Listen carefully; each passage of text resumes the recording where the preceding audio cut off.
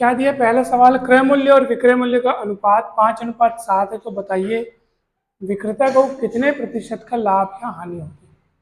तो कितना सरल है ये देखो, क्रय मूल्य यानी कॉस्ट प्राइस, विक्रय मूल्य यानी सेलिंग प्राइस, इसका अनुपात कितना है 5:7। तो सीधी सी बात है, सेलिंग प्राइस ज़्यादा दिख रहा है, कॉस्ट प्राइस कम दिख रहा है, तो कितने का फासला दिख रहा है, तो ये 2 रुपये। ऐसा मानो ना, सीधी सी बात ऐसा मानो, सेलिंग प्राइस को 7 रुपये मान लो, कॉस्ट प्राइस को 5 रुपये मान लो, तो 2 रुपया का लाभ हुआ, तो लाभ हो गया 2 रुपया।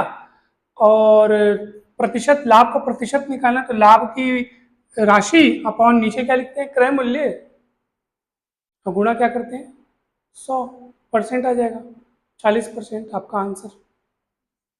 कितना सरल है देखो, दोनों का अनुपात दिया है ना, तो नीचे वाले को विक्रय मूल्य मान लो 7, क्रय मूल्य मान लो 5, तो विक्रय मूल्य में से क्रय मूल्य घटाओगे तो 2 रुपये, 2 रुपये लाभ होगा, लाभ बटे क्रय मूल्य 5 है, लाभ बटे क्रय मूल्य गुणित 100 करोगे तो लाभ का प्रतिशत निकलेगा। अगर आप x मानकर बनाना चाहते हो तो x मानकर भी बना सकते हो, ये सरल है। अगर आप ऐसे भी बना सकते हो, अनुपात वाले हम कैसे मानते हैं, क्रय मूल्य को मान लो 5x, विक्रय मूल्य को मान लो कितना x 7x, 5:7 है ना, तो ऐसे मान लो। लाभ कितना हो जाएगा, प्रॉफिट कितना हो जाएगा, प्रॉफिट प्रॉफिट कितना हो जाएगा बताओ, प्रॉफिट 7x माइनस 5x कितना हो जाएगा 2x। तो लाभ का प्रतिशत निकालने के लिए लाभ की मात्रा बटे क्रय मूल्य गुणित 100%, x कटेगा, इतना ही आएगा। सरल तरीका था बहुत। 100 नहीं। चलो दूसरा सवाल देखो, अब क्या होगा दूसरा। दूसरा हम क्या बोल रहे हैं, एक पुस्तक को 70 रुपये में बेचने पर होने वाला लाभ पुस्तक के क्रय मूल्य का 1/4 है।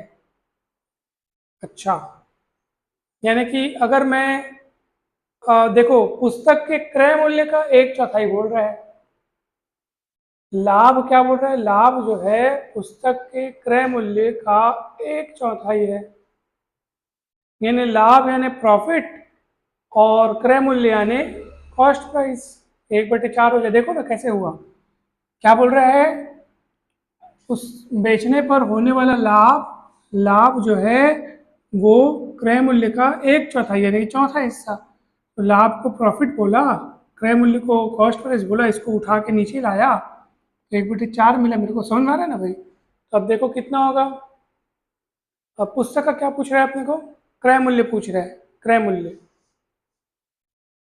तो पहले अपन विक्रय मूल्य पता कर लेते हैं, है ना, विक्रय मूल्य, या ऐसे मान ले क्या, इस तरीके से मान लेते हैं, विक्रय मूल्य कितना होगा बताओ, बोला विक्रय मूल्य क्या होगा, सेलिंग प्राइस कितना होगा, सेलिंग प्राइस जो हो जाएगा वो उसका हो जाएगा 5 यूनिट। देखो प्रॉफिट हो जाएगा आपका 1 यूनिट, साफ साफ दिख रहा है। कॉस्ट प्राइस हो जाएगा कितना 4 यूनिट, तो सेलिंग प्राइस हो जाएगा कितना 5 यूनिट, क्योंकि जो selling price is equals to cost price plus profit 5 unit. ठीक है, तो ये देखो 5 यूनिट अगर उसका 70 के बराबर है, तो 5 यूनिट 70 के बराबर क्यों बोल रहा हूँ, क्योंकि वो 70 रुपये में क्या करता है, वो बेचता है, और हमारे पास सेलिंग प्राइस यानी कि विक्रय मूल्य हमारे पास कितना है 5 यूनिट है। कैसे मिला ये 5 यूनिट, कॉस्ट प्राइस में जब मैं प्रॉफिट को जोड़ा, क्रय मूल्य में जब लाभ को जोड़ूंगा, 4 में 1 को जोड़ूंगा तो 5 मिलेगा, तो 5 यूनिट विक्रय मूल्य है, लेकिन प्रश्न के हिसाब से विक्रय मूल्य कितना है 70, तो उसी 5 यूनिट को 70 के बराबर रख दिया। और ज्ञात क्या करना है, क्रय मूल्य, क्रय मूल्य कितना यूनिट दिख रहा है अपने को 4 यूनिट दिख रहे हैं, तो 5 यूनिट अगर 70 है तो 4 यूनिट कितना होगा, तो कितना होगा 70/5 गुणित 4। समझना रहे, तो 5 एकम 5 और 14×5 70, 14×4 56 रुपया, 56 रुपया ना, इसका क्या आ जाएगा क्रय मूल्य आ जाएगा। समझ में आया ये वाला। पहले बताओ, प्रॉफिट अपॉन लाभ बटे क्रय मूल्य बराबर 1/4 लिए, तो सेलिंग प्राइस 5 यूनिट आ जाएगा। 5 यूनिट क्यों आया, 4 में जुड़ेगा, सेलिंग सॉरी कॉस्ट प्राइस में प्रॉफिट को जोड़ोगे तब जाके आपको सेलिंग प्राइस 5 यूनिट मिलेगा। अब कॉस्ट प्राइस यहाँ 4 यूनिट हो गया, सेलिंग प्राइस 5 यूनिट हो गया, और सेलिंग प्राइस 5 यूनिट आपको 70 रुपये के बराबर दिया है, तो अगर 5 यूनिट 70 के बराबर है तो आपको क्रय मूल्य ज्ञात करना है जो कि 4 यूनिट है, तो 4 यूनिट 56 रुपया आ जाएगा आंसर। अगर आपको ये वाला तरीका पसंद नहीं है तो आप ऐसे, हाँ हाँ, रेशियो मेथड से भी बन जाएगा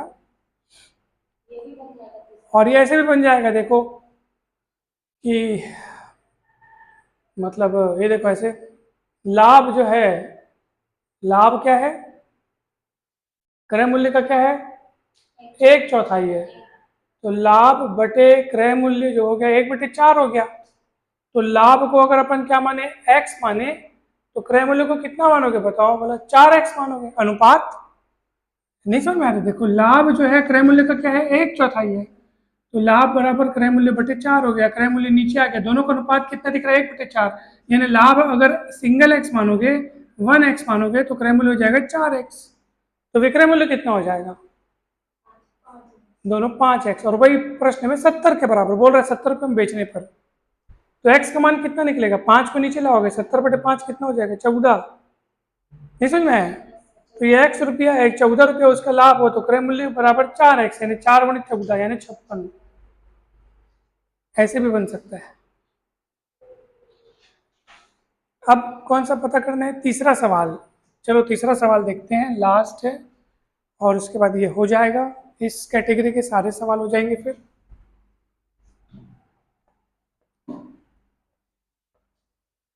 क्या बोल रहा है, क्रय मूल्य विक्रय मूल्य का 80% है। यानी कि अगर मान लो मैं विक्रय मूल्य को 100 रुपये मानता हूं, तो क्रय मूल्य कितना होगा बताओ। तो क्रय मूल्य कौन है, विक्रय मूल्य का 80%, का 80%। सीरीज बात है, 100 का 80% 80 ही होगा। ये 100 का 80% कितना होगा, 80।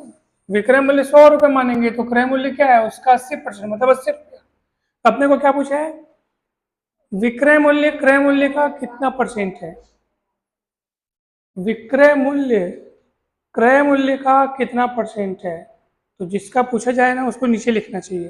ठीक है, अब इसको सॉल्व करो, कितना है बताओ। तो एक एक जीरो कटेगा, 4 से जाएगा 4 दूनी 2 से जाएगा 2 चौक 8, 2 पंचे 10, फिर 4 एक कम 4 25 हम, 25 पंचे कितना हुआ, 125%। क्या बोल रहे हैं, विक्रय मूल्य क्रय मूल्य का कितना परसेंट है। तो विक्रय मूल्य को ऊपर रखेंगे और क्रय मूल्य का तो तो उसको नीचे रखेंगे और गुणित 100, 125% आंसर आएगा। ऐसे इसका बनेगा। जिसको पूछता है ना कि ये कितना परसेंट है, उसको ऊपर रखते हैं, 100 रुपये विक्रय मूल्य ऊपर रखे, और जिसका क्रय मूल्य का बोल रहे हैं तो क्रय मूल्य को नीचे रखेंगे और गुणित 100 करेंगे, तो प्रतिशत में आपका आंसर आ जाएगा।